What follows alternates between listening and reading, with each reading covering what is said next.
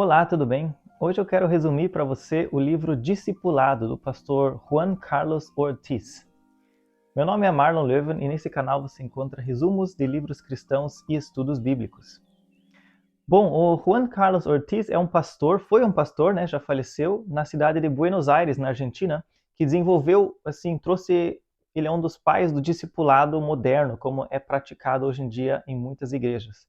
E nesse livro curto, um livreto, né, são assim em torno de 120 páginas, ele conta como ele desenvolveu esse processo e dá meio que um passo a passo para outras igrejas também desenvolverem esse processo de discipulado. O nome do autor não confunda com o Juan Carlos Ortiz Escobar, que foi um traficante colombiano. Esse é só Juan Carlos Ortiz, sem o Escobar no final. E ele foi um pastor, então, da Argentina, que se mudou posteriormente para os Estados Unidos.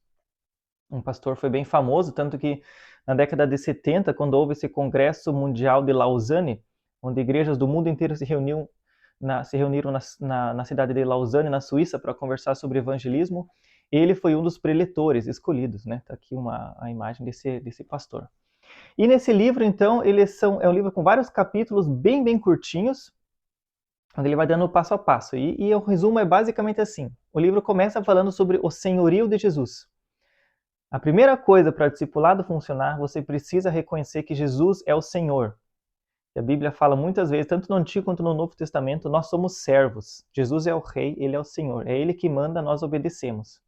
Tanto que eu tenho o livro em alemão aqui também, e em alemão eles traduziram o livro por Ele é Senhor. Em português o livro foi traduzido como Discipulado, né, o livro escrito em espanhol e inglês primeiramente, né, mas foi traduzido então para o alemão Ele é Senhor, falando, né, porque ele fala muito sobre o senhorio de Jesus Cristo.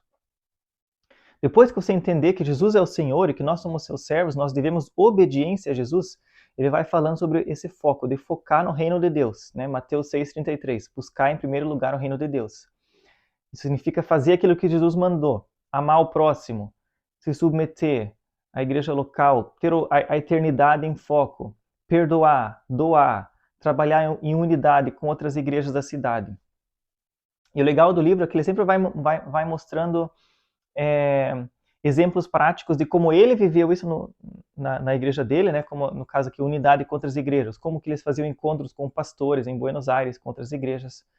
E também muitos exemplos para te explicar esses princípios bíblicos, né? Ele fala, a unidade da igreja é como se fosse batatas.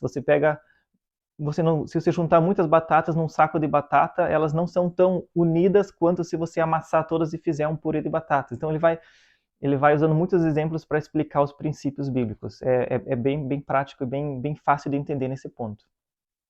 E aí na segunda parte do livro ele fala sobre o processo de crescimento. Então, o discipulado é um processo onde nós não somos bebês espirituais para sempre. Nós crescemos e amadurecemos na fé. Ele fala sobre mais do que ser um membro numa igreja, você se torna um discípulo de Jesus, um seguidor de Jesus Cristo, um aprendiz de Jesus Cristo. Né? E esse processo de discipulado ocorre através de passar tempos juntos, através dos pequenos grupos nas igrejas, nas células. Né? Esse é o processo que ele desenvolveu, então.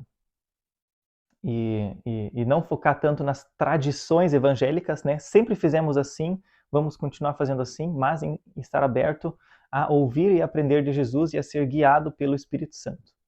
Então esse é o livro dele, que se tornou assim, um clássico, né? Escrito no final da década de 70 e que veio a impulsionar o crescimento do processo de discipulado nas igrejas evangélicas, tanto na Argentina, que depois veio para o Brasil, e em outros países do mundo também, né? Visto que o livro é tão influente, visto que foi traduzido também para o alemão aqui.